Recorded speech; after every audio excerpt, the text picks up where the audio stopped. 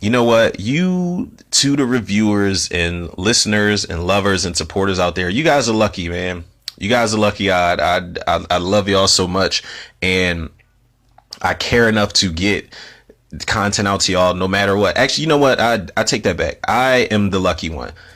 I'm the lucky one because I should be so lucky to have listeners, lovers, supporters out there like y'all to tune into the podcast every day, every week, monthly, whatever the case may be, man. I should be so lucky because you guys are awesome, man. So this is why I do this. I do this for y'all.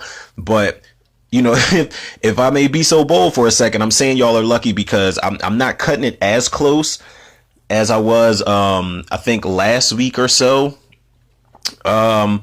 You know, when the playoffs were going on and I was trying to do commentary and I was cutting it close into the first quarter and all that other shit. But the game is, 7:22 p.m. right now in Philly. And, game 2 of the finals, the NBA finals doesn't come on until 9 o'clock or so, a little bit after probably. But I'm trying to bang out this commentary, man. And I figured because we are in October and because I have been waiting to do this movie in particular, this movie in this franchise in particular, I've only done, let's see, one, two, like 3 or 4 of these commentaries so far in the series. But this one, man, this is special in a lot of good ways and more bad ways than one. And before I do anything, I got to give a shout out to my man Cody Archer because I told him I would shout him out when I did this commentary, when I finally did this commentary, and I told him I would definitely get around to it sooner than later. So big shout out to my man Cody Archer.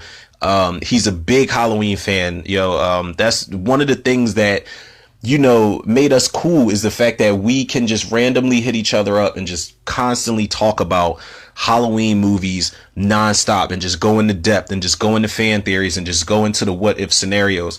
But one of the things that we talk about often is this movie here, people, which is Halloween 5, The Revenge of Michael Myers. Now, with that being said, we know, people, this movie has a lot of problems. And it is a far from perfect Halloween entry. This isn't Halloween Resurrection, for me. This isn't Rob Zombie's Halloween 2 or Halloween 6, The Curse of Michael Myers for other people that can't stand those movies per se.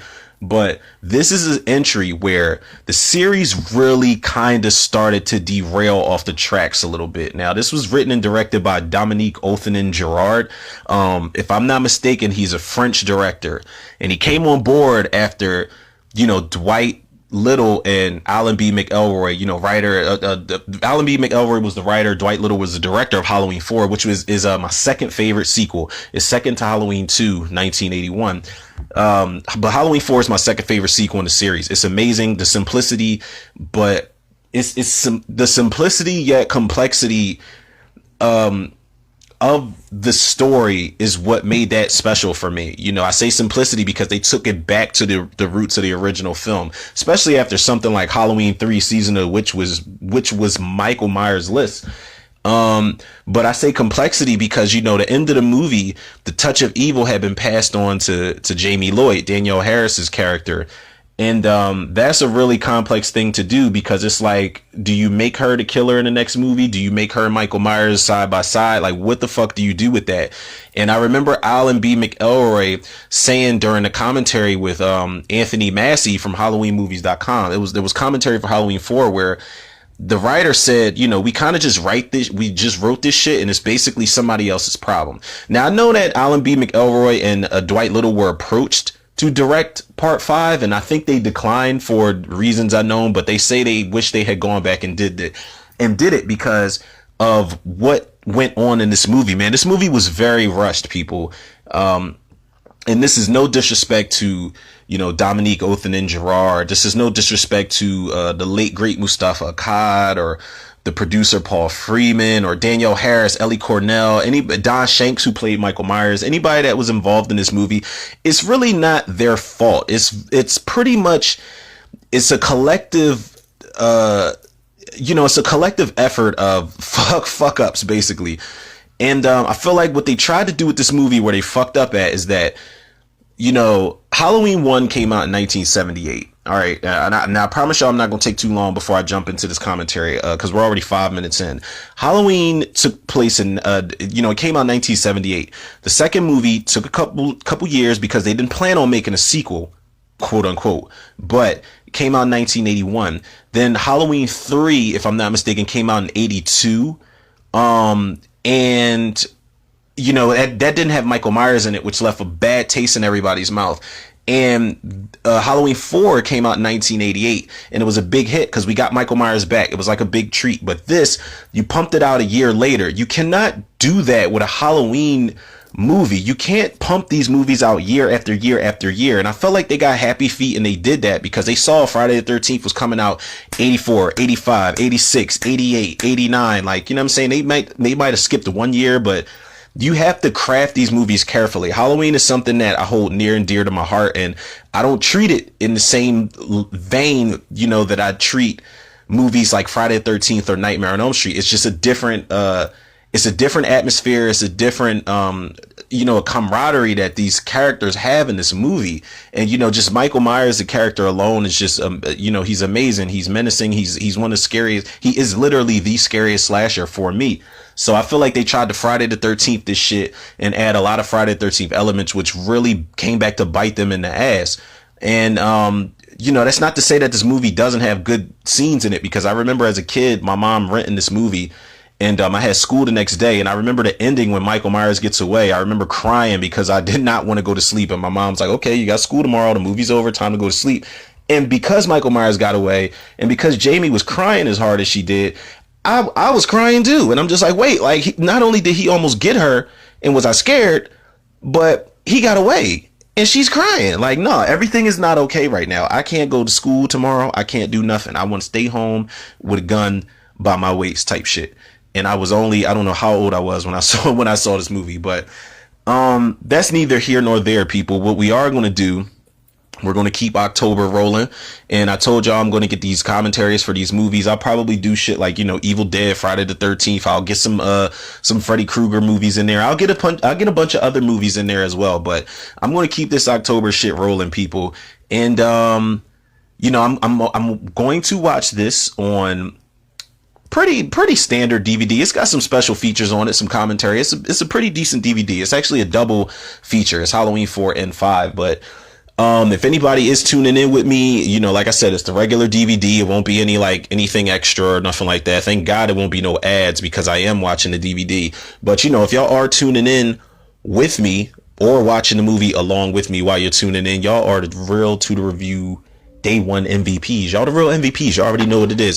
So without further ado, people, let's jump into the commentary for Halloween 5, The Revenge of Michael Myers. Let's have a ball with this shit, man, and make fun of it. Like I said, this will be an IntoxiCommentary episode, people. So y'all got to bear with me because it's going to go down. I am on daddy duty for the remainder of the weekend. Not tonight, but for the remainder of the weekend after tonight. So I'm going to enjoy my night, and I'm going to get this commentary out for y'all, man, and we're gonna have a lot of fun with it. So let's see, people. I will hit the play button on this in 3, 2, 1.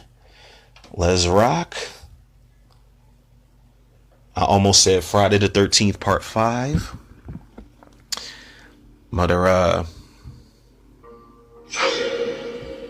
right. I like that logo.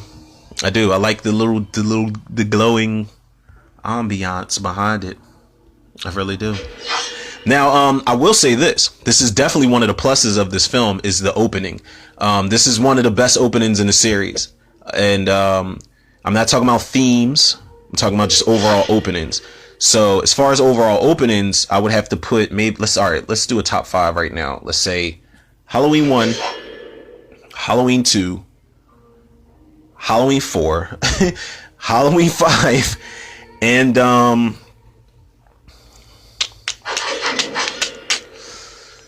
shit, man, as much as I don't like that movie, I've got to say Halloween Resurrection, because it was just a blacked out screen with orange title cards and credits, and it was that theme song. I know I said we weren't talking about themes, but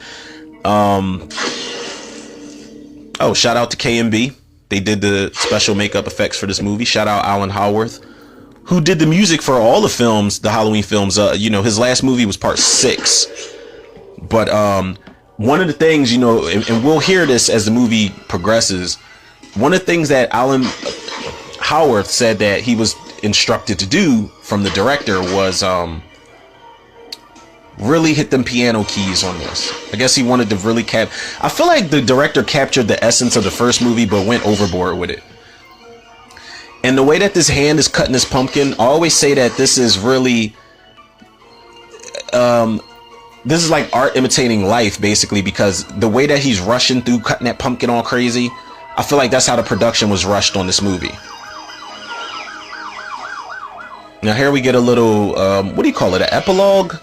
Is it a prologue or epilogue? I can't remember. I should know this type of shit, right? Me being a writer. But we get the ending of Halloween 4 just to keep people up to speed.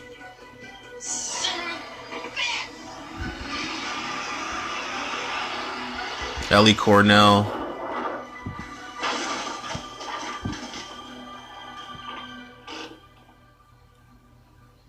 Baby, I want you to stay in the car. Yeah, you didn't say that. You didn't say it like that in part 4. I know that.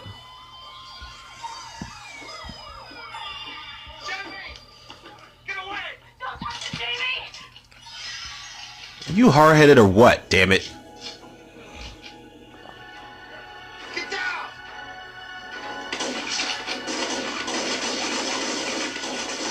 Now, of course, you got some insert shots here. You know, some added shots for part 5. Because we never saw Jamie on the ground while the shots were going off. We never saw Loomis holding Jamie. You know what I mean? That's cool, though. It's continuity, you know? Continuity is a key sometimes, people. Well, all the time, actually. I did like this in the opening where Michael's just crawling away in the mine shaft. Because we had never seen Michael Myers in this state before. He's really hurt. They fucked him up. They lit his ass on fire and dropped dynamite on that ass. And Michael's just crawling away like, fuck, man. God damn. This is how I leave every party that was popping. It's like, fuck, man. Let me just get in this river and just let it carry me wherever the wind takes me. But this was cool, man, because you don't get to see Michael Myers in such a vulnerable state like this. So the fact that he's in the river, you know, just wounded, and he's got this, you know, he's got pads or whatever it is sticking out of his back in this scene. That's definitely an error right there, director. And I know a lot of people hate this mask. I don't like it either. I don't hate it, but I definitely strongly dislike it. That K&B mask, no diss to them, but that K&B Michael Myers mask in H2O was way worse. Because remember, H2O had like 4 different masks. CG, K&B, Stan Winston, and the H6 mask that they used in the beginning.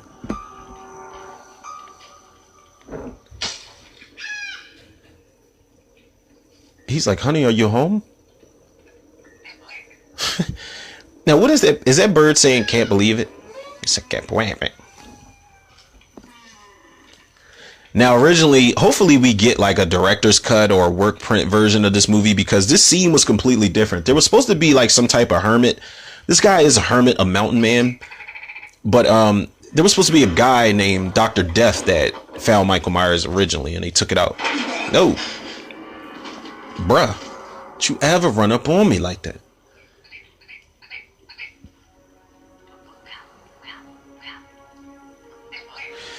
Now, what did he figure? Because it was Halloween that a big giant motherfucker with a white mask on that was pumped full of bullet wounds just came to you, and it's like, yo, he must have survived the drive-by shooting in Haddonfield. Let me take care of him for a year. Fuck that. Fuck that shit, man.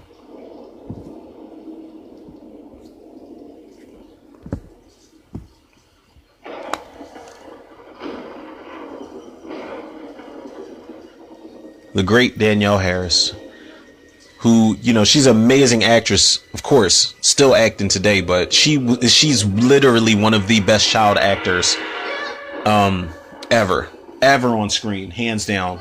Y'all can argue me, rumble me, whatever. She's great. But there's some more added shots in this movie. Like I said, continuity's sake is good in this movie. They just did a lot of things wrong. But like I said, they did a lot of things right.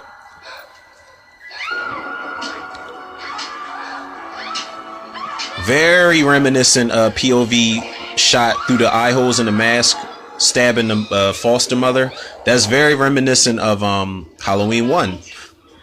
Like I said, this director did a lot of things right, man. I just feel like the flaws kind of took a toll on the film overall. And that's one of the reasons why, you know, I understand why people dislike it, but I don't know how this could be anybody's worst entry in the series when we have entries like Halloween Resurrection. I really don't. Michael's like, I'm alive. My dirty ass palm. And he's got that thorn tattoo.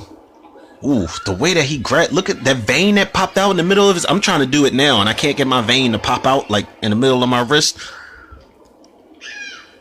See, this is what pisses me the fuck off right here. This shot, that last shot, and this shot right here. Michael just sits up and we see his Don Shanks. But they said that they designed a prosthetic face for Michael Myers that was hideously disfigured from the fire in Halloween 2. You know, and that's good for continuity also, but they decided not to use it. And it's like, where the fuck are his burn scars? Like, it just on his hands? You know, Michael's got a full set of hair. You know, he's Gillette shaved and clear Oragel face or whatever the fuck it is people use on their face. Like, come on, man. Nope. What the hell did he throw on that guy?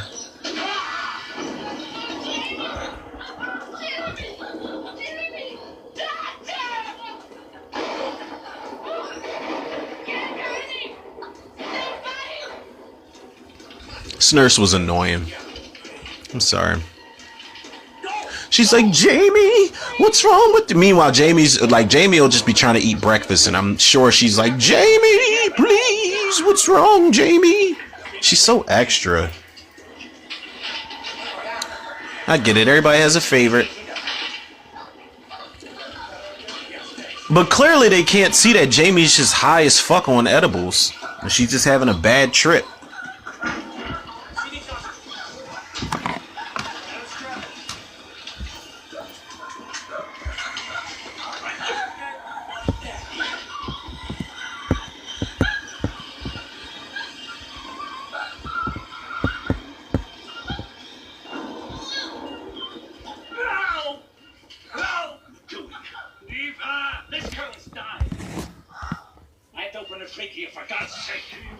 The late, great Donald Pleasance. The original series would not be what it was had it not been for Donald Pleasance. And whether he felt as though the script wasn't strong enough, whether he felt as though he wasn't going to be in a strong enough sequel or whatever the case may be, much respect to Donald Pleasance, man, because he was so dedicated to the series and to this character, to the character of Sam Loomis, Dr. Sam Loomis, and to the character of Michael Myers. Like he said in an interview, there's some behind the scenes footage and interviews if you guys check it out on YouTube. And actually on the special features of the DVD for Halloween 5, where he says on the set of this movie that, shout out Ellie Cornell coming back as Rachel Carruthers, but Donald Pleasance said that you know, he said, listen, I've got this. He said, hopefully, you know, it won't wear out until Halloween 27. You know, that's how dedicated he was to this shit. Wendy Kaplan, who plays Tina. And, you know, I was very hard on Tina. Like, I actually liked her when I was a kid. I had a crush on her like a motherfucker when I was a kid. But, you know, I bought into the rap. I bought into the rap that people were saying, oh, this is one of the worst, most annoying characters in the series. But fuck that. The older I get, the more I realize that Tina is a lively character that the series needed. The series is very serious. You know, Halloween movies take themselves very seriously, as they should. It's one of the reasons why they're the best franchise in the world. But Tina's the boost of energy the series needed, and not only is she the boost of energy the series needed, but she gave her life for the character of Jamie Lloyd. You know, she took on the surrogate sister role. Yeah, she's not perfect, but she's a decent character. Fuck what they talking about.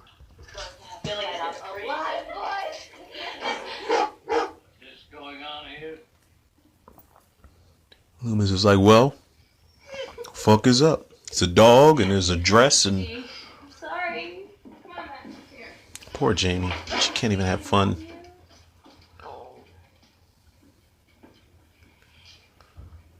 I'll be back in 2 days, okay?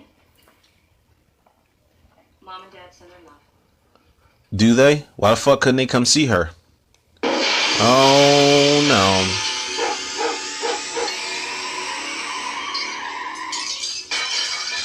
That glass just fell down in slow motion like it did on Ghost when it killed Tony Goldwyn. No lie.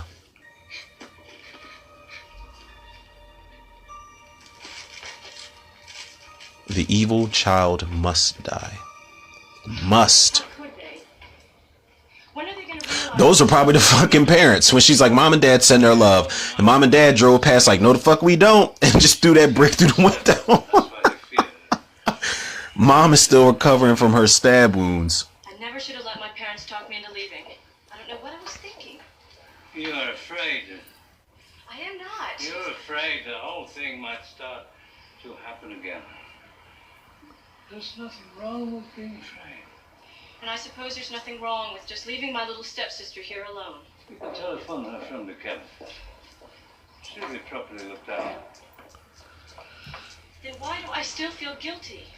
Continuity here is cool, man. Other than the mask, it's cool because it literally looks like a year later with Loomis and Rachel. And I really wish there were more fucking scenes with Loomis and Rachel, man. That scene was so special and people sleep on it. It's a very underrated scene. He said there's nothing wrong with being afraid. Max, what is it? Come on, Max. Oh, come on. I think dogs and just...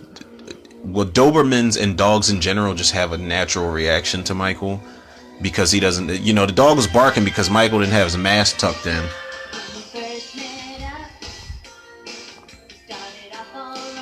Cyndi Lauper. I feel like she shouldn't have been listening to that. She should have been listening to was that Cyndi Lauper in the Goonies? Good love for me. Good love. It's like,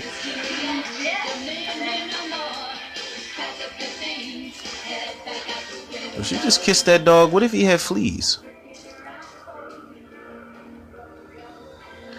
And this is a movie where they truly, you know, this is where they fucked up at. They turned Rachel, who was a beloved character and such a useful and resourceful and strong character in Halloween 4, they reduced her to just the chick who takes her clothes off, gets in the shower, runs around in a towel, and gets killed in just a t-shirt and panties. T-shirt and her panties on. It's like they fucking murdered her in that fashion. Friday the 13th fashion, and that's not what you do in a Halloween movie. At least with H2O, Nancy Stevens, they had her in Halloween 1 and Halloween 2, and then they killed her in H2O in the opening in Scream fashion, which was bullshit. But, you know, at least she was in 3 movies. Like, damn. Make her useful. This is Jeffrey Landman, who plays, almost called her Nancy. Damn. We're crossing genres here, crossing movies. Jeffrey Landman plays Billy, a stuttering kid. And I've seen like panel conversations with Jeffrey Landman, and I've listened to the commentary for Halloween 5 with Jeffrey Landman. That guy, he remembers everything from this set, from the filming, everything. Like, that guy's memory is top notch. So shout out to him and everybody with top notch memories. All right, hold on. I have to go downstairs.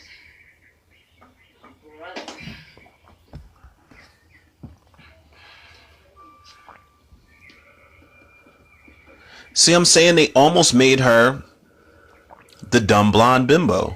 Almost. She's like, what? The back door's open? Is the dog? I love this shot right here with Michael just standing behind her. That was a great shot right there.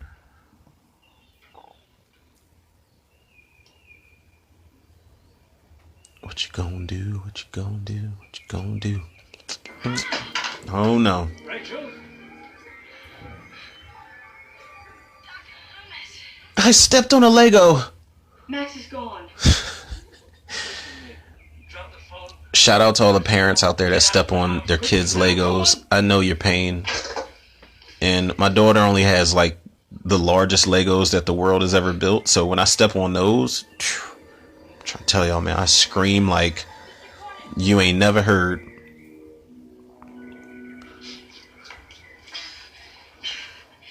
He's like, Rachel, do you need my help? I'm only your perverted neighbor.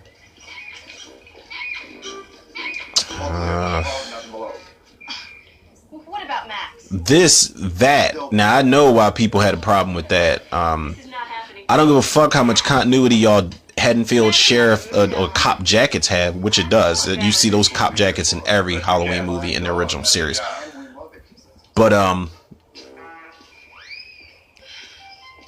that music, I have no idea what was behind that. I have no idea what the inspiration was. I don't fucking know.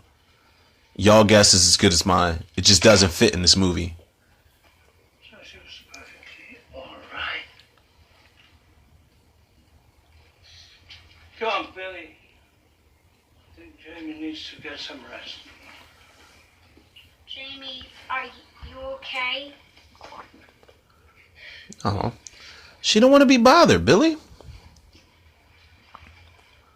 She don't want to be bothered, man. Leave her the fuck alone, bro.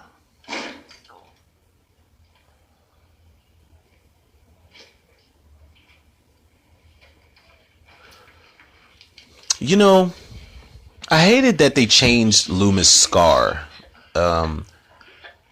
I feel like it was perfectly fine the way it was in part 4. And they said that, you know, I used this word earlier. They said that it was too prominent, actually. And they changed it. Jamie, please. Please. Danielle Harris was such a good actress.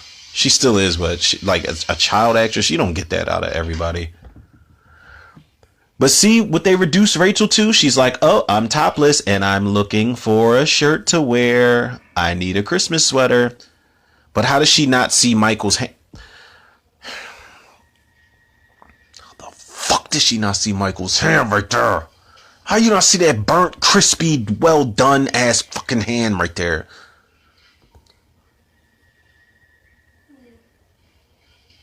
Michael looks like in this one, his burn scars are way more extra in this one on his hands.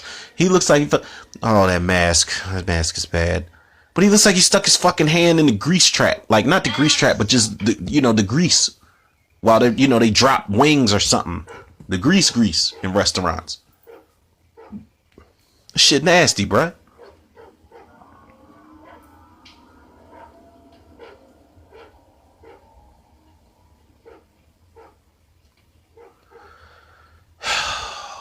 Rachel should have just left.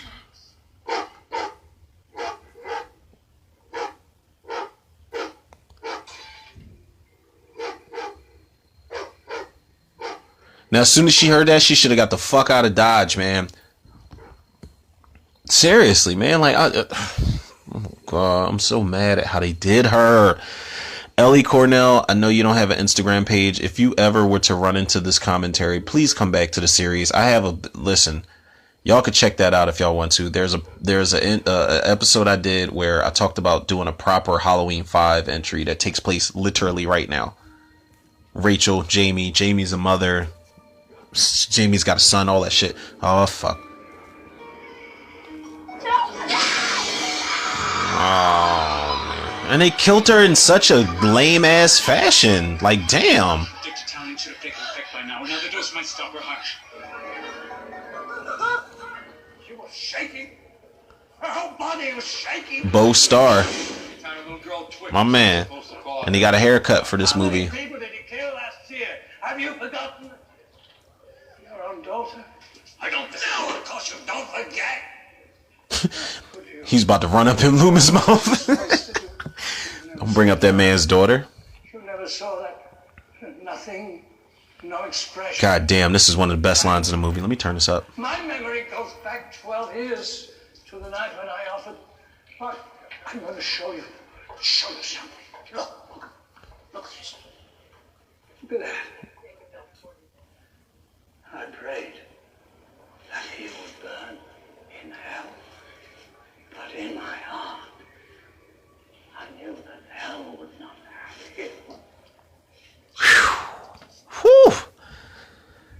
Hands down, one of the best scenes and lines in the entire Halloween franchise. I'm talking this timeline, 2018's timeline, Rob Zombie's timeline, everything. That is one of the best lines and scenes in the entire franchise of Halloween. He said, I prayed he would burn in hell, but in my heart I knew that hell would not have him. God damn it. Whew. Loomis should have wrote like scary stories to tell in the dark type shit, man. God damn. That's heavy. But I love the prosthetics they did on his hand, because his hand looked completely singed.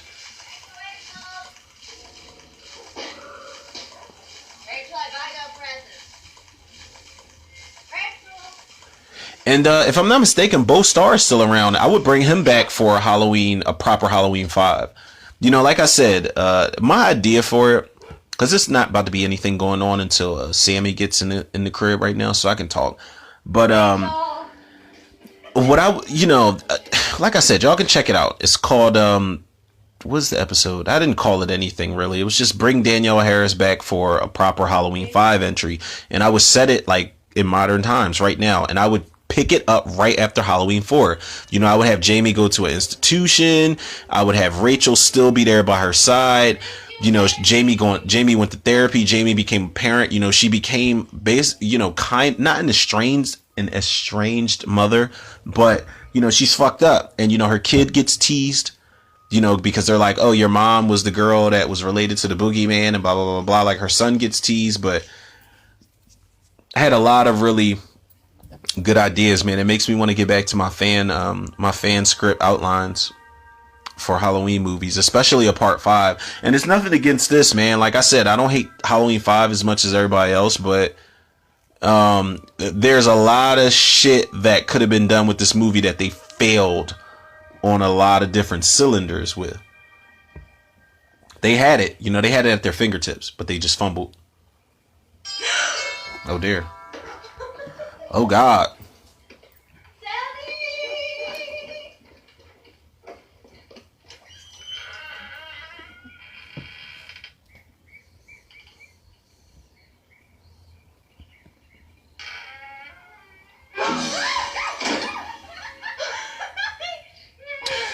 Now this actress, Tamara Glenn, I think her name is.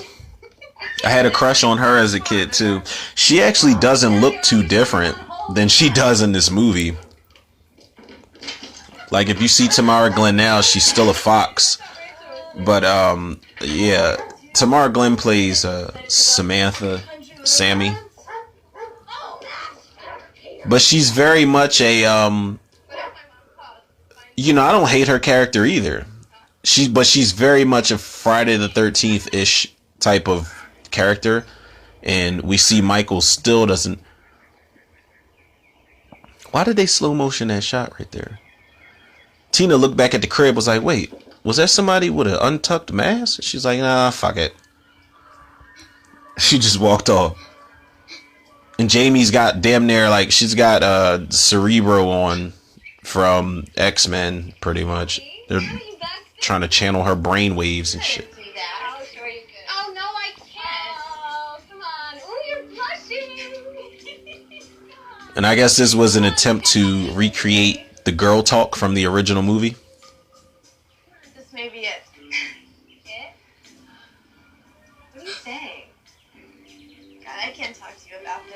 Oh, come on.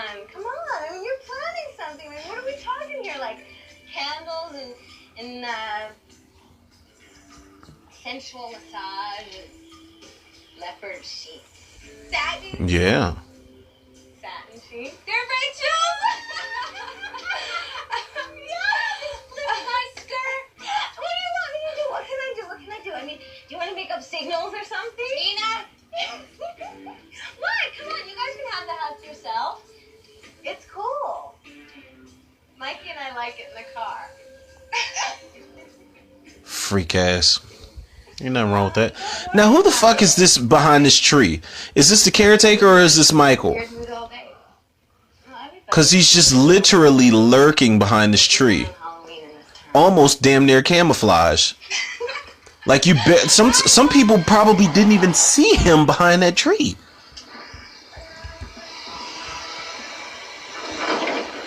Now this motherfucker, I don't even remember his name. The guy that plays Mike, Tina's boyfriend. Hey, you're just in time to give us a ride. He looks like if Vin Diesel was a greaser mixed with that guy from Christine that was basically the prick with the big fuzzy hair and the sideburns. I thought you wanted to see Jamie. Look, you're killing me, babe. But you just get it. We could go later, right, Mikey? Right? Typical greaser leather jacket wearing ass prick, man. I don't like this guy at all. I'm sorry, man. I'm just like nothing, and that's nothing against the actor. He has a great death scene, but I'm just anti greaser asshole motherfuckers that just think they're just, oh god, oh lord.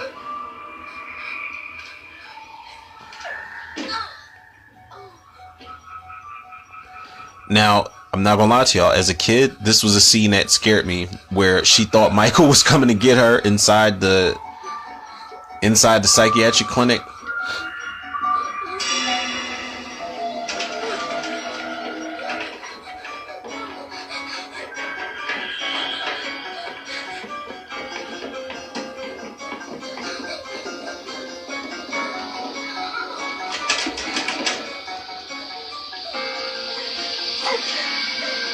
That's a great shot. The smoke blowing in her face while the guy was coming down the steps. Oh, spoiler alert. We know it's not fucking Michael Myers. We know what's up.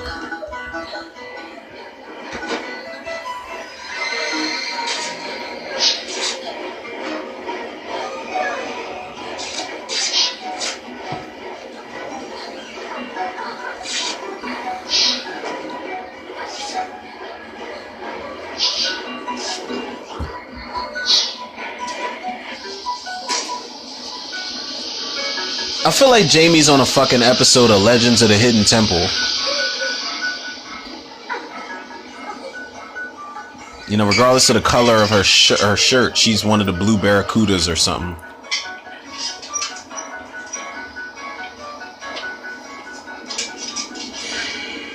It's all right.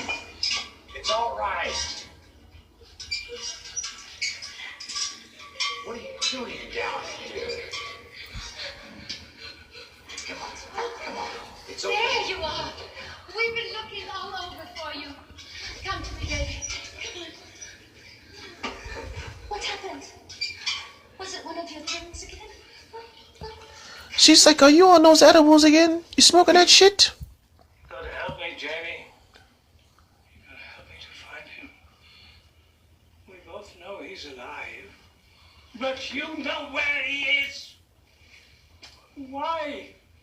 Why are you protecting him? What about your stepmother, Jamie?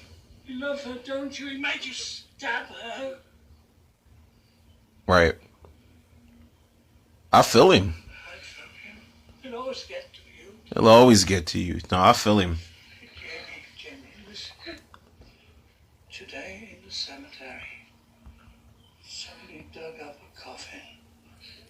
It was a coffin of a 9-year-old girl. What do you think he's going to do with that? Huh? You're 9 years old. Aren't you, Jamie? Dr. Loomis, leave the little girl alone. The little girl? She don't even know the backstory Loomis and this little girl got. He saved her fucking life. Help me to... I mean, kinda. We'll find him together. And she There's all... a reason why he has this power over you. Did you ever wonder what it is? I love how he put his hands in his pocket and waited for an answer. Jamie couldn't even give him an answer. She looked at the lady like, wait, do you know that? She said, do you know? But I hated that she just cradled Jamie like she was going to protect her. It's like, bitch, you don't even know what the fuck her and Loomis have been through with this killer, man, with this guy. You know, this, I feel like John Travolta in Pulp Fiction. He said it was just him and this guy. Oh, fucking guy in the steel-toed boots. Getting off the bus. He just came from AC, from a crap game that he came up big. And that's how he bought those steel-toe boots before he came on the bus back to Haddonfield. Fucking Man in Black. Complicated everything. Now here, people, we get the Myers house. Now we know, I know, like y'all know. This is not the Myers house. I don't know what the fuck the art department and Dominique Othen and Gerard were going for with this shit. I know it's a gothic mansion and all of the tone and the gothic tone. Fuck that. There was never no piano. Look at that shit. There's an organ. I never noticed there was an organ sitting right there. This is not the Myers house. We get it, but because they said that there were certain scenes that had to be shot in here, action quote unquote scenes, like the laundry chute and Michael chasing Jamie all around the Myers house. I guess they felt like the original structure wasn't big enough, so they had to go with something a lot different. But fuck that, man. Even the people that aren't big on continuity know that this is not the same fucking Myers house from part 1 and part 2. You can kiss my ass. And that's one of the things I could appreciate about part 6 was the Myers house was significantly bigger, but you can buy that was still the Myers house from the first movie. It was a lot smaller than this. This ain't it, bruh. Y'all got all types of secret passageways and attics and shit. This shit seemed like it was on fucking Nebolt Street. Like from It Chapter 1 and Chapter 2, just It period. This don't even seem like it was in Haddonfield. Fuck out of here, man.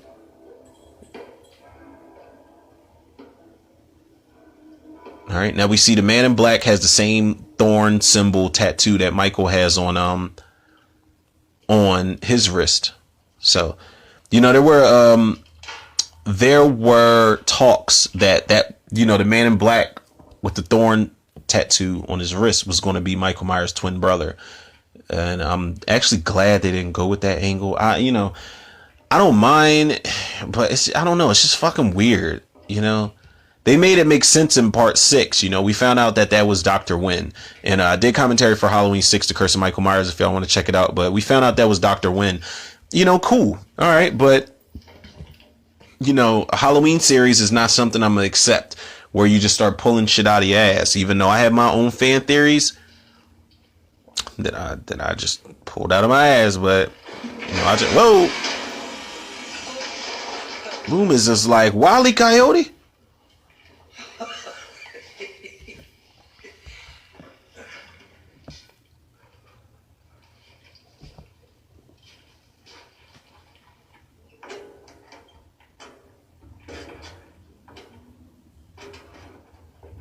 There you go. Eat that spinach, Loomis. And Michael still ain't got his mask tucked in. I mean, yeah, it irks me a little bit. It irks me. A lot of it, actually.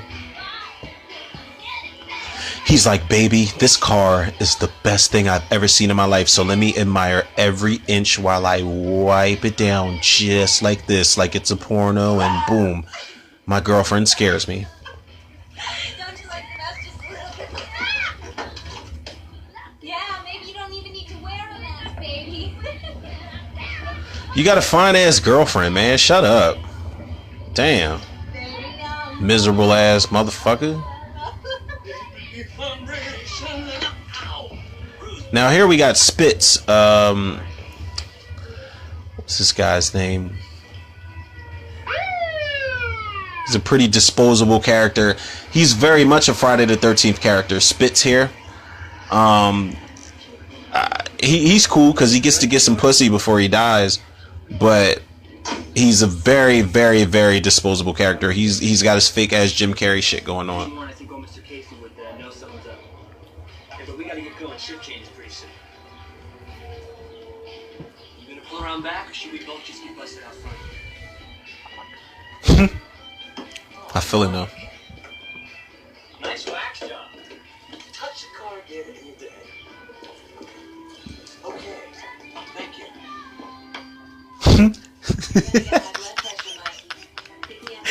Spitz. Gotta get ready for the Tower Farm party. Hey, Mikey, wanna go have your legs waxed?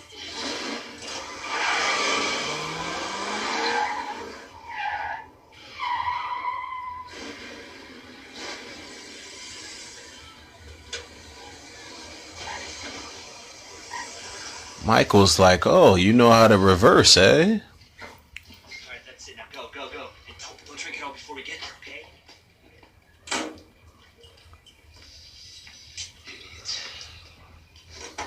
Now, crazy how you just see Michael in the shot, man. And it doesn't look right. Now, I understand why people have a problem with this fucking mask and how it's not tucked in, because it's so out in the open. You got Michael in the daylight, not in shadow. Maybe he's not in focus, but he's not in ooh, no! Oh my god, this covered my whole fucking face. Okay, asshole. When he scratched the back of that car, that's just, oh god, no. I hate that sound.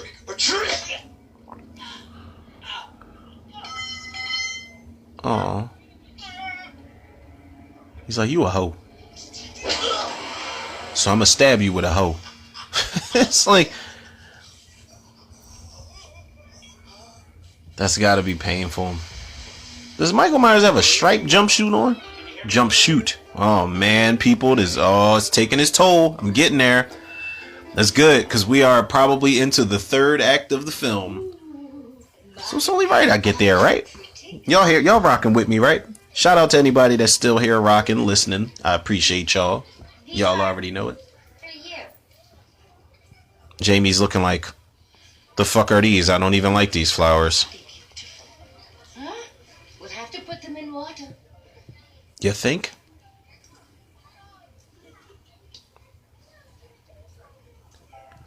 Billytron Mac. Them drawn ass sideburns. It's good luck. Oh. Oh. Now, if that had been my daughter and she kissed him on the cheek, I'd have came in and just like pulled her to the side like, baby, listen, you ever do that shit again, I will throw that kid out the fucking window. You won't be held accountable, but I will. I'm sorry, man. I feel like I'm gonna be a strict father, but I can't be strict to the point where my daughter is that restricted. If that makes any sense. And you gotta appreciate they were in the same neighborhood as Halloween 4. Same Carruthers house, same neighborhood, same everything. It's good shit. It's, like I said, good continuity is what that is. It's awesome.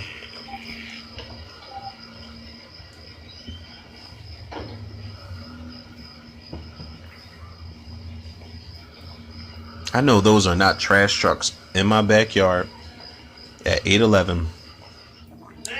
Ooh, I'm cutting it close, people.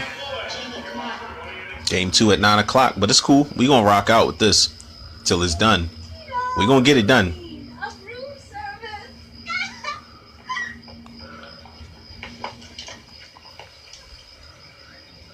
Michael, open the You know what I door. just realized, people? Tina, as much as people hate on her, she is the breath of fresh air and the life of the party that the Halloween series might have needed at this point. But I feel like they tried to recreate that with Katie Sackhoff's character, in Halloween Resurrection when she played Jen.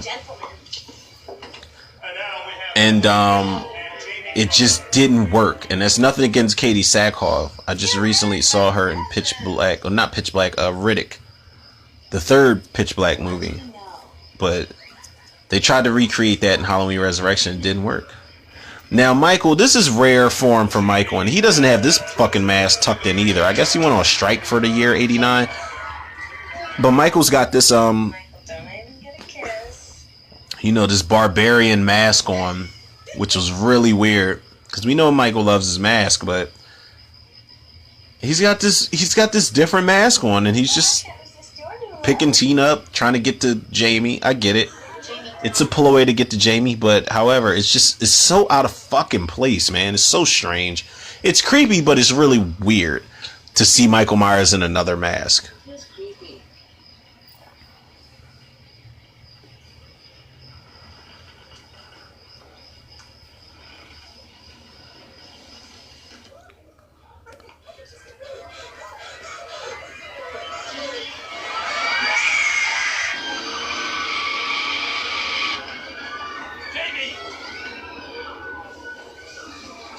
You could tell she was dealing with this man in black is everywhere, smoking his cigarettes, carrying his suitcase.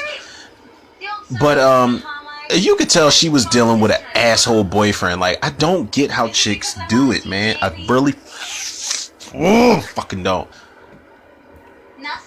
But he gets to keep a fucking mask on the whole time he's driving, and this chick is just cool with it. Like, come on, man. Stop it. I said stop the goddamn car. I want a pack of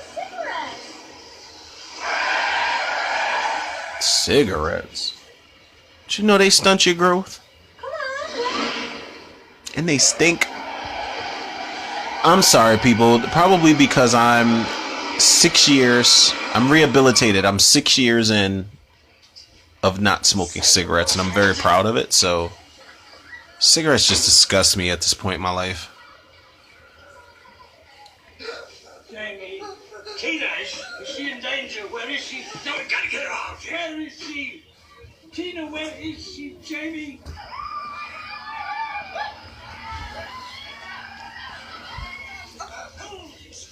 Jamie, come to help us. Get Meeker on the line. Sergeant Meeker, what's your 20? Store. Store. Kind of store do they sell there? She's like Duchess and weed.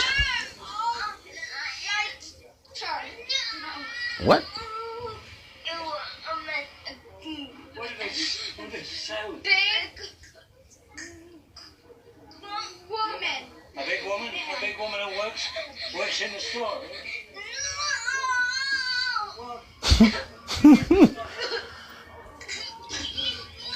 Cookie woman.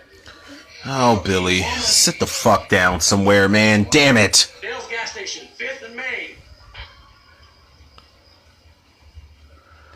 Michael's like, fuck this dumbass mask. Let me get Old Faithful underneath the seat. Mask actually looks pretty good before he puts it on.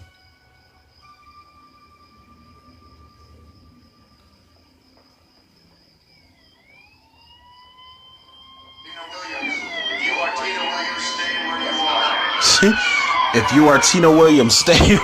What the fuck?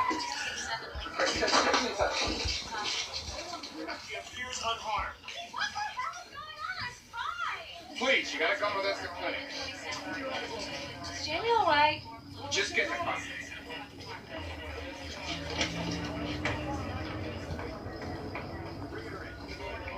Lord, people are drag racing. My apologies, people, if y'all can hear that in my background. People really be drag racing up the block. Like, this block ain't little shit. Tina. Where's Jamie? Is something wrong?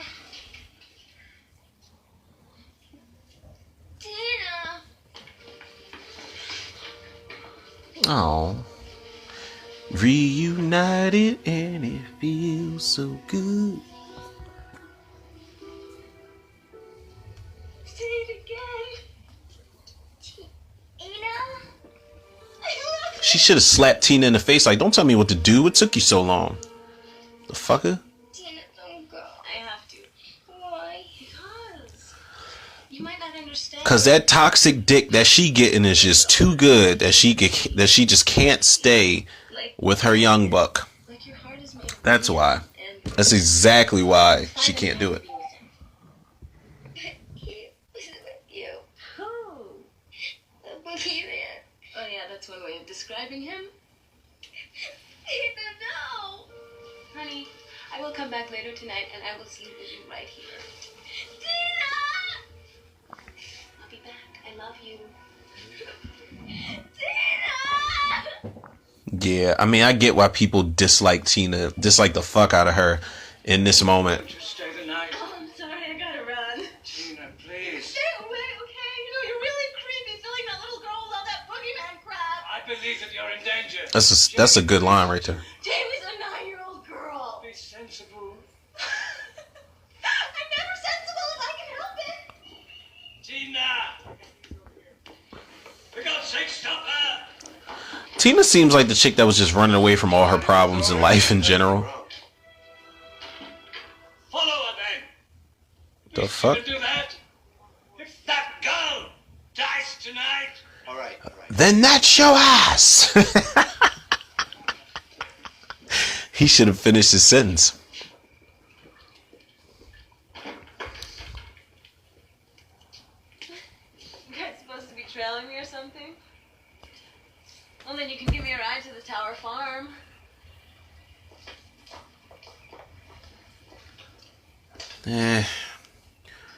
What the fuck is Billy supposed to be? Inspector Gadget? Peeking through the blinds like that?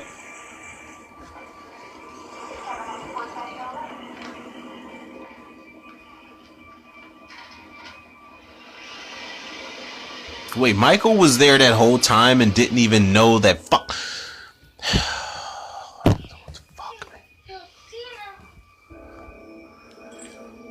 So Michael followed Tina as opposed to staying at the children's clinic where Jamie was at. Are you fucking serious? Why have I never noticed that? That was not that little girl's voice. And that was not that guy's voice.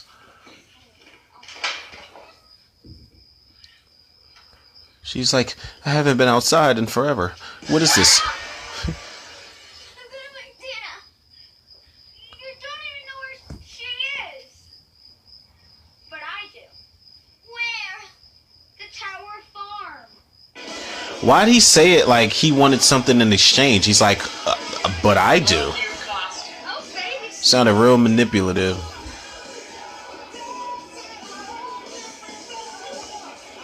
Oh wait, she's getting sandwiched between a fucking meerkat and an Indian? Is he supposed to be a fucking meerkat? I don't know what that guy is supposed to be. He looks strange.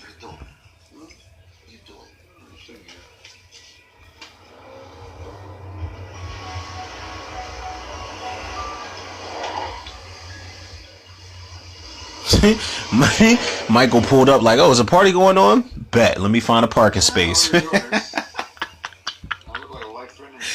Oh, man.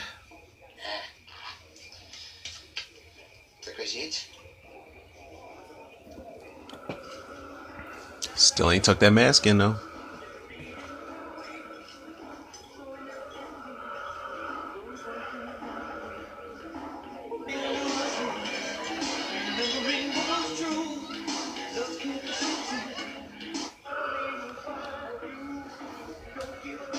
Bed tonight is 10. Wait, I see it. Yeah. What? Tina got rhythm on the comm. On the comm.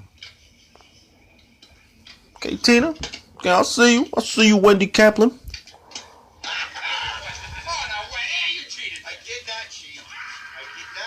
Oh no. What's happening? What is happening? They're like, oh no, shoot. There's a guy with an awkward Michael Myers walk. Take me, but spare my friend.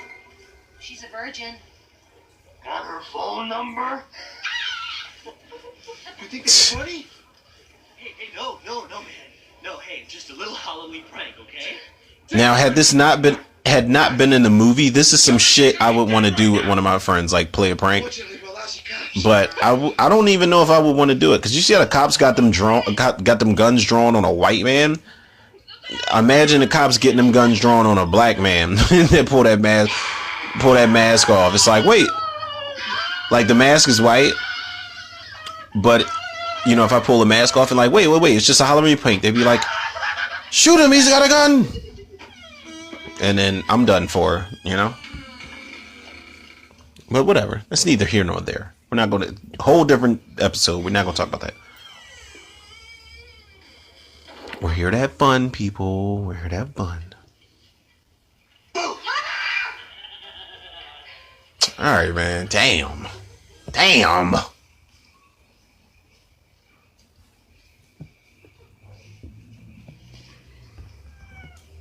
Yeah, this could have worked in their favor, but this barn scene was definitely some Friday the 13th shit right here.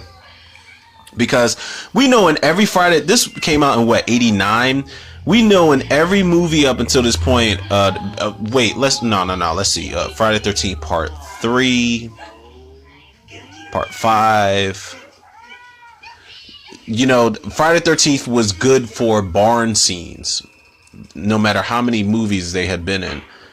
But it was known for barn scenes. This was not something that Halloween was, you know what I'm saying? It wasn't known for that. And that's one of the downfalls I feel as though this movie went through, was it tried to be something it wasn't. It's very much a Halloween entry, but when you try to inject other elements into the shit, it's not going to work. Like, it's going to work against it overall. And it's what you put into it that doesn't belong is going to overpower everything that works for, you know, in the movie's favor. That's how I feel. You know, you can have a great Halloween movie, but as soon as you try to put some Friday the 13th shit in it, it's going to overpower everything that you worked hard for to make it a Halloween movie. And it's going to fucking crash and burn. You know what I'm saying? Like, I don't know if that's making sense to anybody out there. Hopefully it is, but that's just how I feel about it. That's really how I feel about it. And the cat helped me out with my ad-libs just now.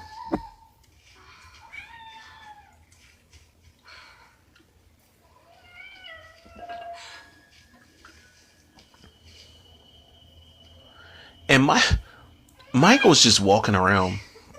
I actually want that cat. Yeah, I actually want that cat. Well, if it wasn't black, I'm superstitious, people. I don't know if I told y'all that, but I'm superstitious. I don't want no black cats. You know, they're cool. I met some really cool black cats. I don't know whether that's the reason behind my bad luck in life, but you know, I would prefer to not buy or own a black cat.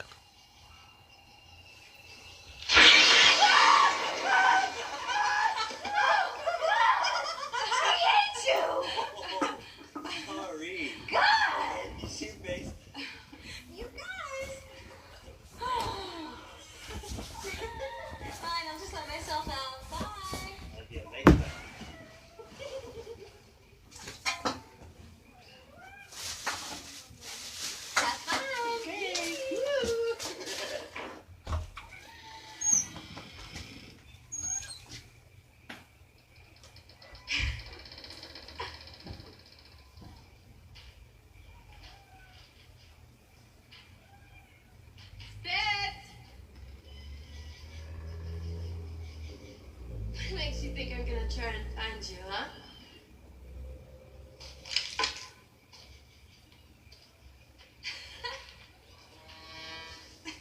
I got you!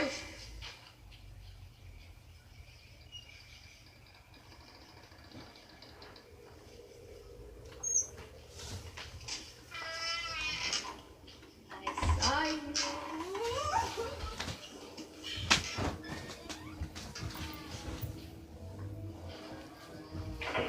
It's a bunch of Michaels running around. On the low. On the low and on delay. I'm out of here. Good night.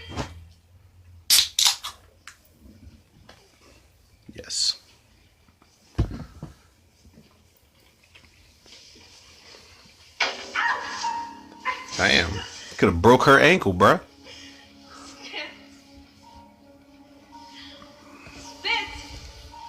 She's like, Spitz, that mask is trash, bruh.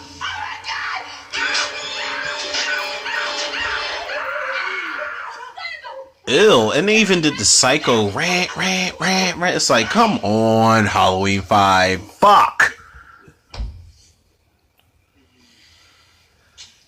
That I agree with. You gotta do that sometimes. You gotta kiss your woman. When she ranting, she beating your ass sometimes. Not beating your ass, but you know, she's just like, fuck you, that wasn't funny, and blah, blah, blah. It's just like, yeah, just kiss her. Just plan a good smooch up on her, a good one. And you good. I mean, everything might not be all right away, but... Or it might not be all right eventually, but, you know, momentarily. You know? Now, what irked me in this scene was how they kiss. How they kiss or lack thereof. You know, I know Dominique Othenin Gerard wanted to make this scene very sexual and very sensual and very sexy and all the shit that he said in the commentary and all that shit.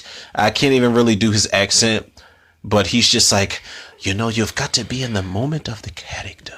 And it's like, y'all gotta listen to that fucking commentary with Dominique Othenin Gerard, Danielle Harris, and Jeffrey Lamb, where he's talking about it. He's like, I wanted it to be sexy and sensual. And it's like, it's a fucking Halloween movie, man. Like, even in the, I mean, now I will say this is probably the best sex scene or sequence that they've had in the movie since the first one, because they actually have Spitz take his time. You know, he unties her blouse or her bustier, whatever you want to call it.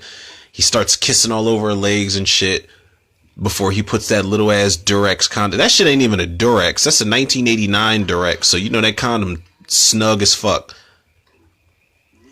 Wait till, listen, if y'all watching it with me, wait till he put this damn...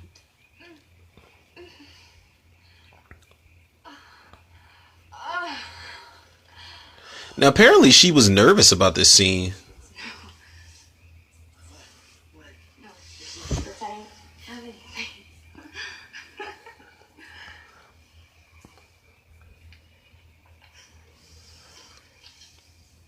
He's like, oh, I got a Durex.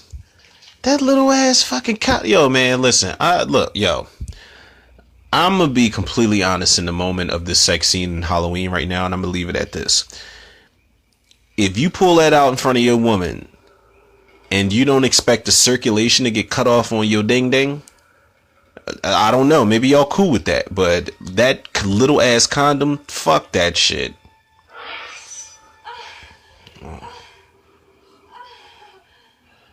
Well, he was in it. He was in that. Ooh. And Michael looked at him like, pussy. Damn. Fuck. Penetration on top of penetration. How about that? Double entendre. Michael's like, you about to die, but what you mad for? You just got some dick. Ooh. Ew, that looked nasty when it was the pitchfork was in his back. I was like, bitch. He's like, sit your dumb ass down somewhere. He swung. I wish they would have showed it when he swung that, you know, that scythe, or is it called a harvest knife? Whatever the fuck it's called. I call it the Children of the Corn knife. That big ass John that got handles on it. You know what I'm saying? But yeah, that literally was penetration on top of penetration, because he stabbed him in the back while he literally was in the pussy. At least he went out, you know, in some cheeks. No respect for authority anymore. Yeah. Hey, all right, punk. I'm through fooling around.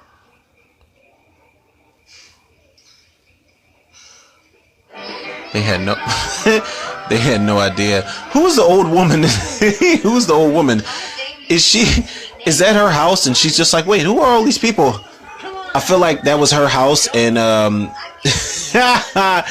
that was her house, and that's her grandson. And she's just like, wait, you invited your friends? What happened?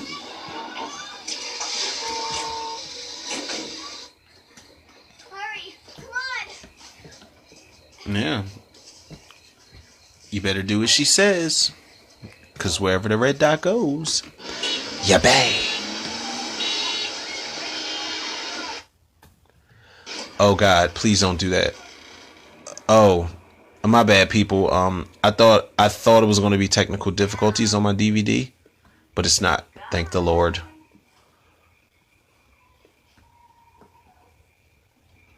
You guys, I don't hear any noise. Are you sure you're doing it right? Because Tina was just that much more experienced. She's never heard of a volume knob, which is cool. You guys want to come skinny dipping?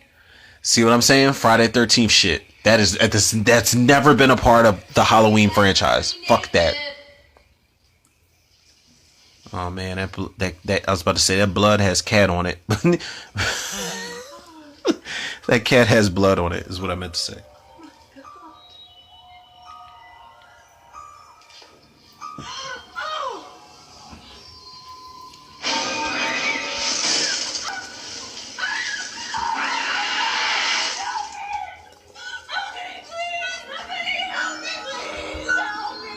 Oh, it's real now, huh? Oh, you thought it was a game. Jamie tried to tell your ass prior to this. Help me.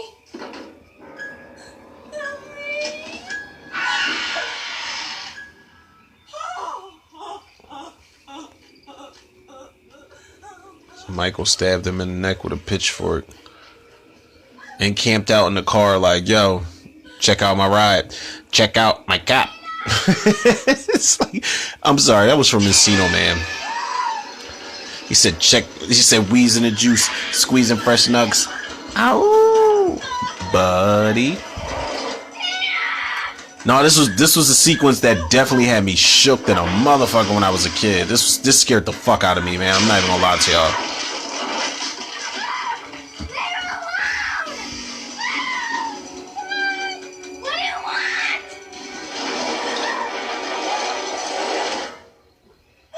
Lord. Wait, Jamie's mouth wasn't moving when she said that. I love how Billy's like, no. He's like, I ain't got nothing to do with this shit.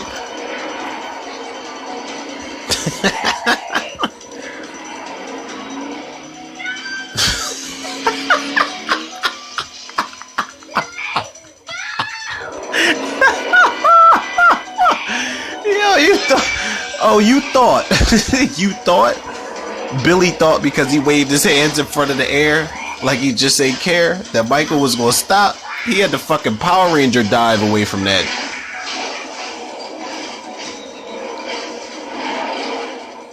Oh man, and they really had a car chasing Danielle Harris too. Oh, I love this part.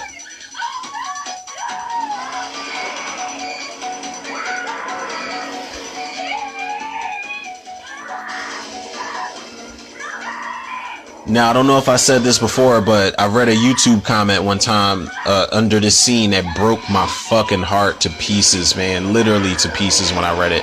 And somebody said that Tina should have died and Rachel should have been the one in this scene to chase down Jamie and give her life for Jamie, ultimately. And that's one of the things I actually did in my idea for my outline for my Halloween 5 fan script, my current fan script, was the fact that Tina was going to be in it. It was either going to be Tina or Lindsay. I can't remember, but we were going to recreate. I was going to recreate this scene in the script, and Jamie was going to be getting chased by Michael Myers in a car. Grown ass woman getting chased by a car driven by Michael Myers. But Rachel was going to be the one to ultimately give her life towards the end of the movie. Rachel was going to survive throughout the entire movie, but when this scene came, Rachel was going to be the one to give her life in this scene. And I saw it play out in my head, and I wish I could remember so I could shout them out who the YouTube commenter who made that comment, man. And said that, Rachel should have been the one to give her life to Jamie. Give her life for Jamie's. Rather, because that would have been Oh, that would have been a sucker punch to the heart, but that's justice right there. More justice than her character was done. You know, Ellie Cornell's character was done.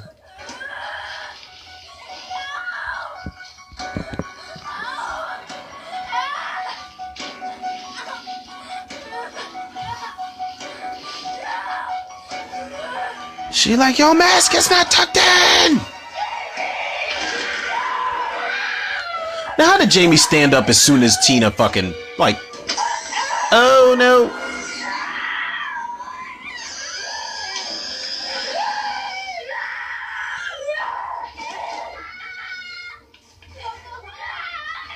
Gotta love how Michael just sat Tina's ass down and was like, fuck you, I'm done with you. I'm on to the kids now. And I will not tuck my mask in at all.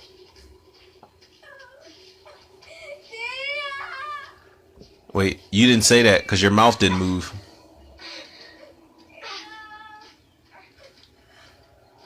Yeah, we see you, Loomis.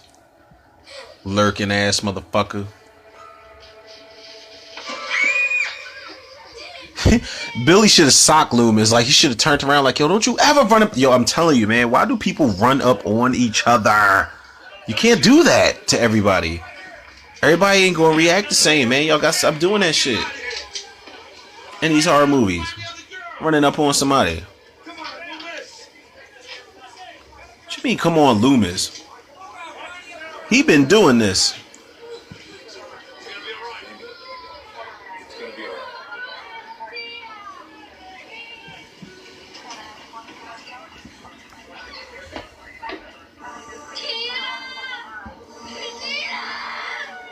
Oh.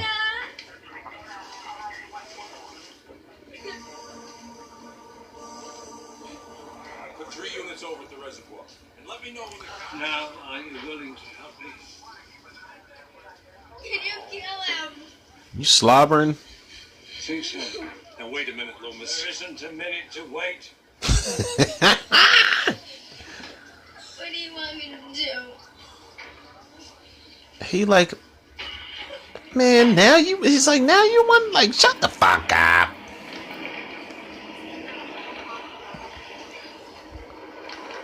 Loomis needs his own theme music, like, I'm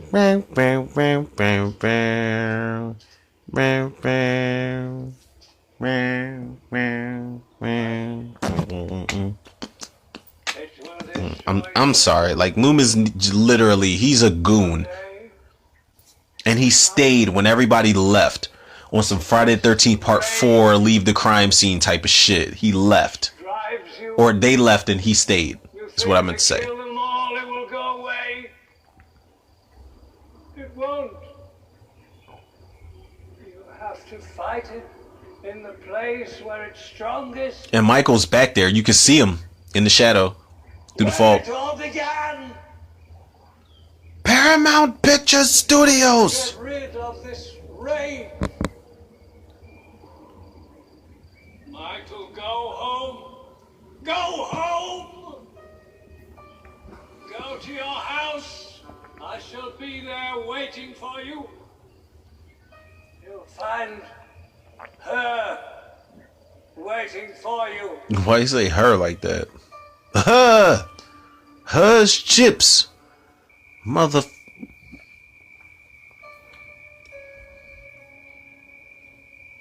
Good God, that is definitely not the Myers house. But I do like, you know, it's a nice reference. She's in there, she's sitting in there brushing her hair like Judith Myers was.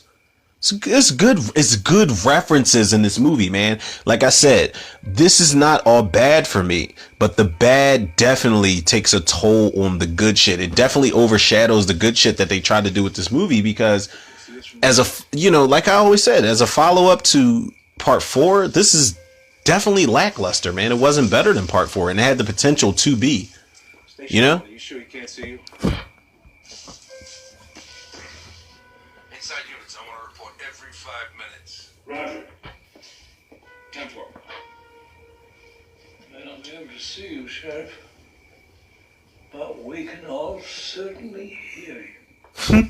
All right, relax, Loomis. This is my operation. All right, fellas, let's keep it down on the radio chat. But he still respected Loomis gangster. He's like, all right, Loomis, let's all right, relax, dog. I got this. Practice our signals. Our signals. I'm gonna be an Ace Ventura pretty soon. I can't remember that actor's name, but You do that good and loud, I'll be out here in a flash. all right. She ain't impressed. One brave She's like, listen, bruh. Last year, I saw this guy punch through a fucking glass window and rip a guy's neck open while he was driving me and my stepsister. You know what I'm saying? Like, I'm not impressed by your moves and all that shit.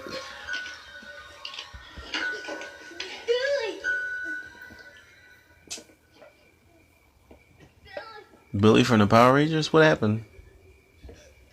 Dr. Loomis? Billy! Dr. Loomis? Billy!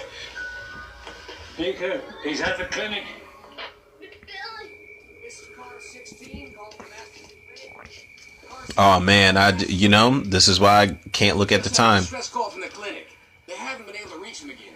There were 4 men up there.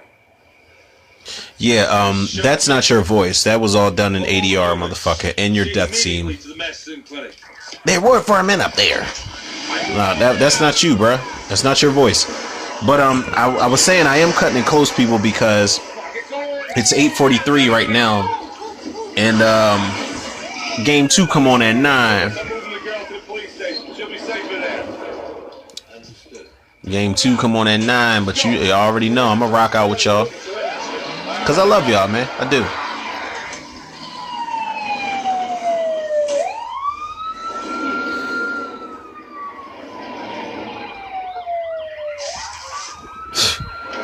Love how Loomis throws the walkie-talkie away like he doesn't need it.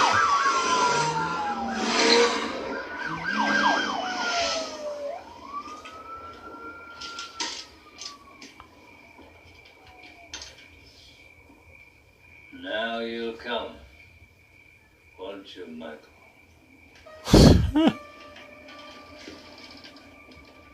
I'd say you've done your night's work. Come on, my pal Eddie, and I'll give you a ride to the station. Let's go.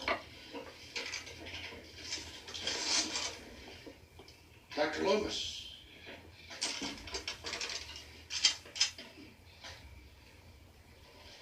What the hell are you doing? We aren't taking her anywhere. Right. You've got 5 seconds to give me that key before I take it. Charlie, can you read me? Loomis will fuck you up, bruh. My money's on him. There's a car approaching. Look at Michael speeding in that cop car. It looks like one of ours. It's a code 2. He said,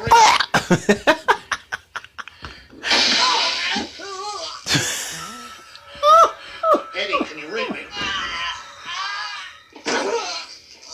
oh man.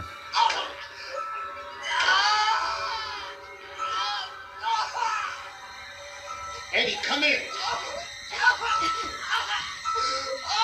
Eddie is getting murdered off screen because his ADR sucks. Crazy son of a bitch. Charlie. Charlie. Michael Myers is outside. Right. Stay with the little girl. Please. Real shit. He said Michael Myers is outside. Bitch. Loomis figured he could handle it. That's how you could tell he was losing his mind in this movie. And it kind of hurt that they, I love Halloween 6, but the fact that they took so much time to make another sequel and Donald Pleasance wasn't in proper shape to, perform and have a lot of active action, quote unquote, scenes in the movie says a lot. But nonetheless, he was definitely one of the pillars of this entire, or he was the pillar for this entire Halloween franchise. He was the sense of continuity for this entire franchise. And Michael, with that mask untucked, just appeared behind Loomis just now. That's a good shot. I just wish he had his fucking mask tucked in, man.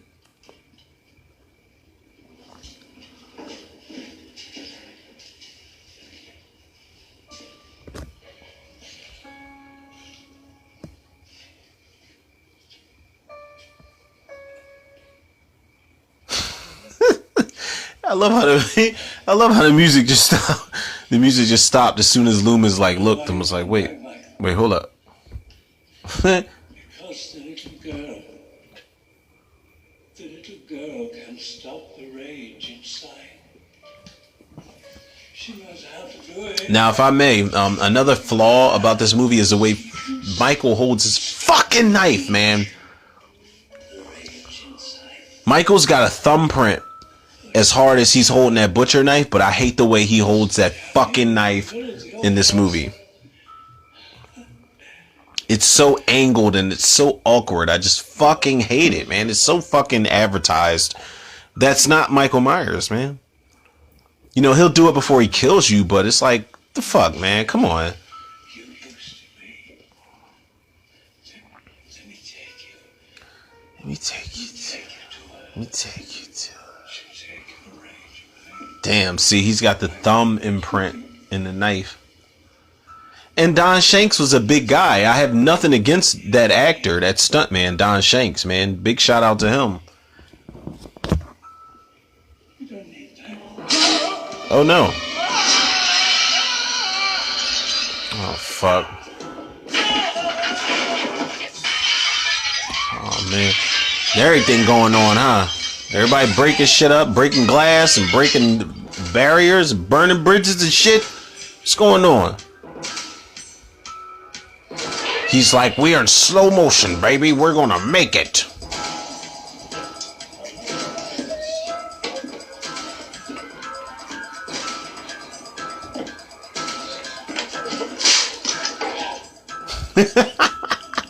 Fucking doofus. It's like, yeah, tie it to the radiator. Get the fuck up out of there. Actually, what he should have did was put Jamie on the ladder first, and he should have stood by with his gun drawn, and he should have put Jamie on the ladder.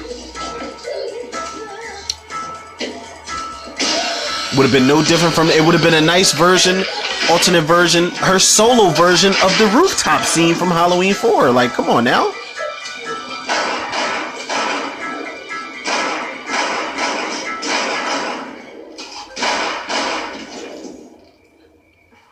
Wait, time out. He fired 10 shots from a 6-shooter.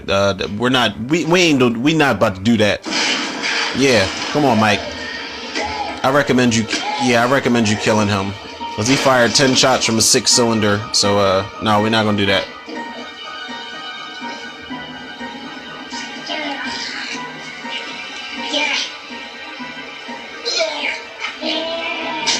Oh.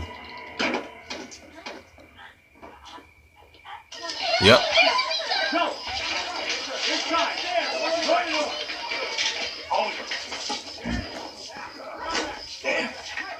Damn, what did he get his head turned around? What the fuck happened? Sweep of the building and ground. You copy? Yeah. Third floor secure. Hold on a second. All right, keep it up.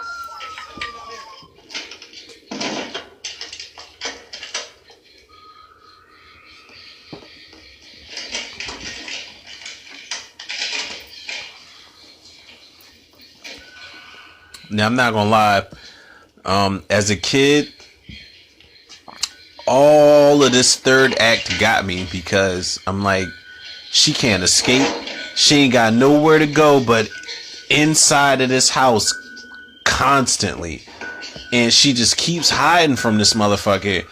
And I don't know if he's really going to get her or not. So the movie really got me as a kid, man. I remember wondering, is he going to get her? Like, finally? Like, I was confused. Like, yo, what's up?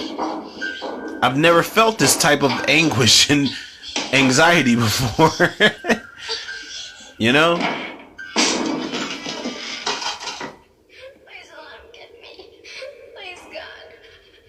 Yeah, that was ADR also. I'm pretty sure.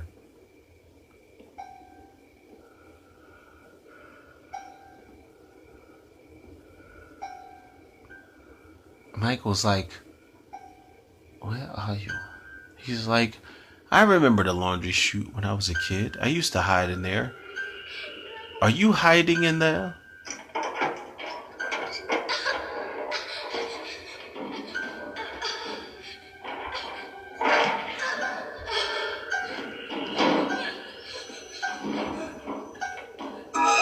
Oh no.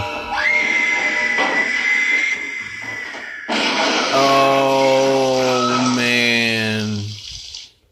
You poor little thing. You ain't got no plate. Now I feel like that shot of those feet going down the steps was of that janitor that we saw earlier when, you know, we had the fake chase scene with Michael Myers and Jamie Lloyd. We know it wasn't Michael Myers, it was a janitor, but those steps weren't Michael Myers going down there because his fucking jumpsuit ain't green. That shit look green or teal or something like that. I don't know, man.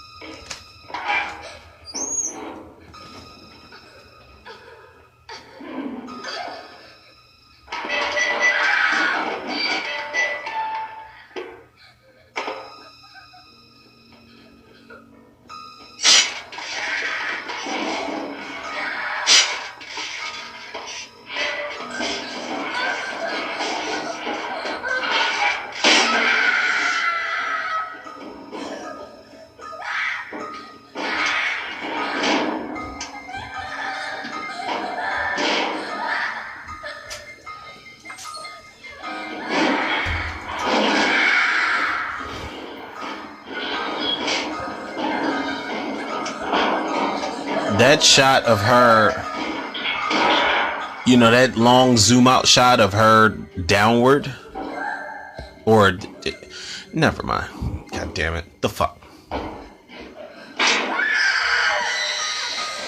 Oh shit. Oh lord.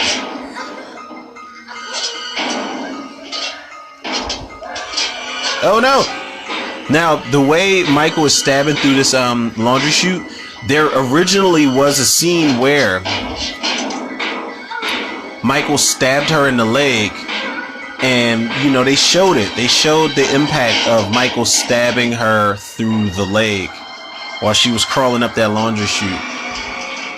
But you know, and you can see it right there on her right leg. There's like a lot of blood and there's a wound. But I guess they chose not to put it in there, and it's like, the fuck, man, what the fuck are KMB doing these special effects for, and everybody out there doing the special effects for that matter, if the MPAA is just gonna fucking, you know, just remove them from the movie? I don't get it, man.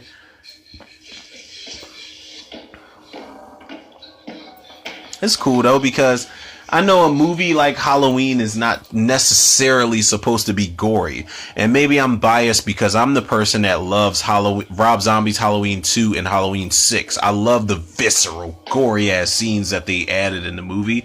But at this point, it was 89.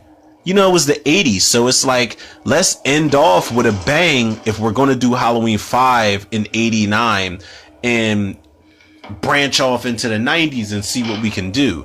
Let's try some new shit, because they hadn't had KMB doing the effects at this point. You know, 89 they had KMB doing effects. I think 88 when they did the Return of Michael Myers, they had John Carl Buechler. Rest in peace, shout out to him, doing the effects. But y'all get where I'm going, man. No. Airbud, so what? Bruh, you dead too? Oh, everybody dead? You said everybody murdered. Everybody murdered. Rachel's body really looks dead though. That's the one thing that made me sad about this scene as a kid, is that Rachel's, you know, she's like, Rachel, help me, and Rachel's just dead. You know, and her body just like, she literally looks dead. But how did you not see that when you came up in the, like, come on, man. Yo, some shit don't add up. How did you not see that when you came up, bruh? Bruh? Or girl? Or whatever? Or duh?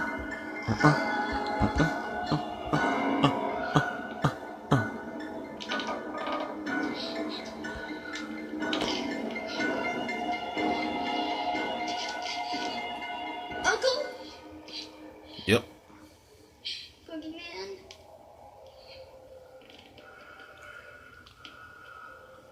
Michael's like, wait, you understand me. You speak of my language. Let me see.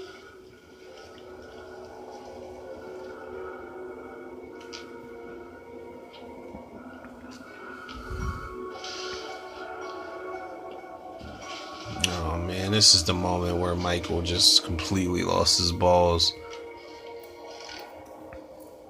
Completely lost his balls. All it took was a niece for him to lose his balls. That's not a scarred face. Your hands are scarred, but your face is cleared. She had Claricel, bitch.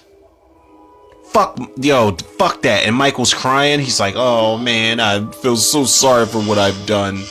Fuck that shit, man.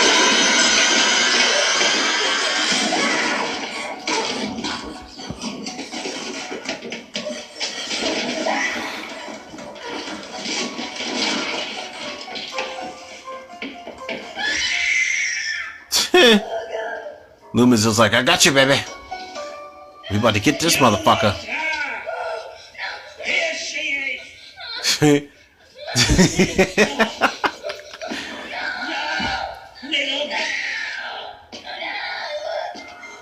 This is me trying to make my daughter eat broccoli. She's like, no!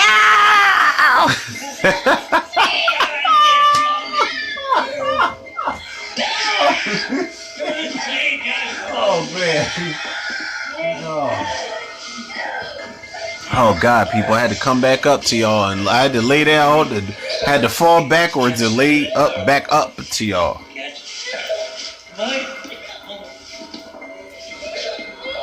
little girl, then you're home and safe.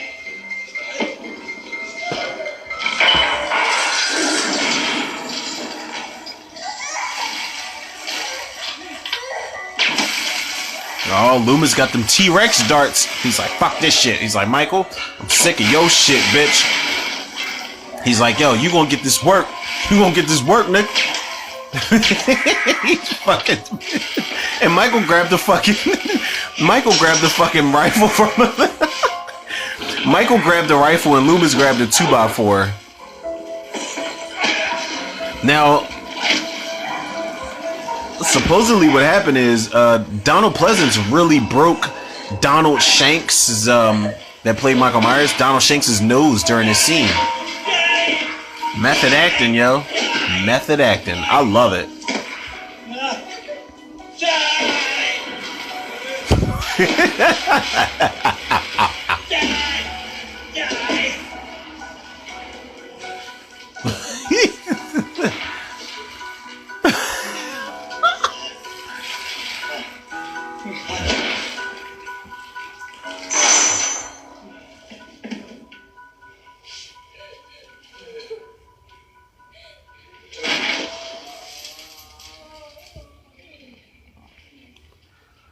I remember that shot right there. Loomis being on top of Michael, just staring at him and or dying, which they originally planned to do for Halloween 5. I remember that being on the back of the cover for the VHS when I used to go to like Suncoast or West Coast Video back in the day. I'm showing my age without telling my age. But yeah, I remember that. But why the fuck didn't they take Michael's mask off when he went in jail? You know, when they arrested him. Never die. Alright, take her back to the clinic.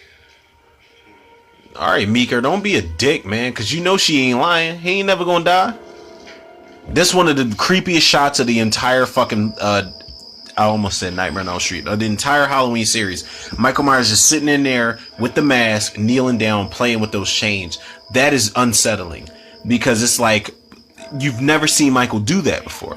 So what does that mean? And then you got the guy with the steel toe boots, you know, looking like he that's the guy with the steel toe boots. I'm convinced that's the motherfucker that made everybody miss their Uncle Charles, y'all. That's the motherfucker y'all need to be looking out for. He said, "What I kill my dog, hey man, I met my old dog, y'all." That's that motherfucker, the man in black. That's him. He took everybody's Uncle Charles, y'all. Fuck that. He was just hiding his machine gun that day when he took Uncle Charles. Wait in the car? What? She should have drove off. Oh, that's a perfect fucking Halloween. You know what? If I ever did a sequel to Halloween 5, I would do that. I would have Jamie drive away. You know, wait in the car. And I would have Jamie drive away in that car.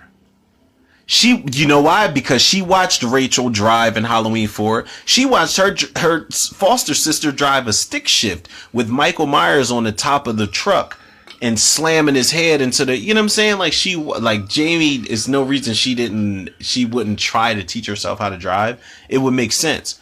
Ooh, I got an idea for Halloween 5 and 6. Cause that's what I do. I just make up shit. People, y'all know what I do, man. No, but I remember seeing this ending as a kid and I was like, holy moly, donut shop. I didn't say that because that movie didn't come out then, but I'm just like, wait, even Sheriff Meeker's dead, you know? Like, when you see Sheriff Meeker dead, it's like, fuck, like, nobody could save me at this point. But you see, Michael's bars are on fire, like, his bars are on fire, man.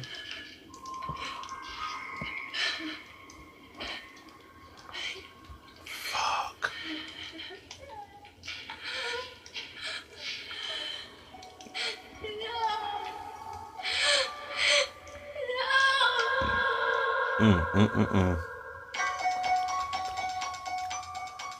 You know what? Like I said, man, I remember seeing this movie when I was a kid, and one particular night I remember my mom renting it and I really paid attention to it, and that moment right there was the moment that made me cry. And I told my mom, she's like, yeah, okay, so the movie's over. You know, my mom, you know, she's standard. She was like, yeah, okay, movie's over, time to go to sleep, you got school in the morning. I'm like, no, mom, I don't want to go to sleep, the boogeyman's out there. And I literally started fucking crying. So this movie will always hold a special place in my heart, but other than that, I'm giving it a 7.5 out of 10. All for the obvious reasons that I stated in the commentary, because, you know, they treated this like it was a Friday the 13th movie, and they tried to rush it and feel like that they could do that and it was going to just sail with flying colors. No, you cannot do a Halloween movie like that. But other than that, other than the bad, I will say there is a lot of good here. And, you know, I praised the good while it was there. You know, I definitely praised the good while it was there, man. Shout out to Dominique Othanen Gerard. Shout out to, you know, Paul Freeman and, you know, whoever produced this movie, and Alan Howarth for doing the score. Shout out to Danielle Harris and Jeffrey Lamon and Wendy Kaplan and everybody that's, you know, involved in the making of this movie. But people, I'm cutting it close tonight, man, because it's 9:05 and I got to get the fuck up out of here because I got to watch game 2 of the finals, because the Lakers are in it and they are winning. It's 1-0 right now and we need to make it 2-0 tonight. So y'all can follow the podcast on Anchor, Spotify, iTunes, Google Podcasts, Apple Podcasts, Overcast, Pocket Cast, Breaker, and Radio Public. Big shout out to Anchor. Follow me on Facebook and Instagram, Romero Tudor. Follow the Facebook movie group, The Cinemaniacs. And last but not least, shout out to the Tudor reviewers, the listeners, the lovers, the supporters out there. Y'all are killing it in the game. You know what's crazy? I dropped an episode earlier today. I think it was the Witches trailer reaction thoughts episode, and within like a couple of minutes it had like 5 or 6, you know, it had like, I want to say 5 at most. It had 5 spins to it. And I'm just like, y'all listen to it that fast? I love y'all, man. I really do. And this is not the beer talking. Like, I really do. I appreciate every listen you guys give, everything that you guys do for the Tudor Reviews podcast, man. I really do, man. It's unreal to me. You know, that's why Sunday, I feel like Sunday is going to be very emotional for me, being as though it's going to be like a 1-year anniversary of me celebrating the podcast. But yeah, man, y'all already know the love and support that y'all show me, man. I show it back to y'all tenfold. So with that being said, yours truly, Ramiro Tudor, another episode of Tudor Reviews in the can. I'll check y'all on the next one.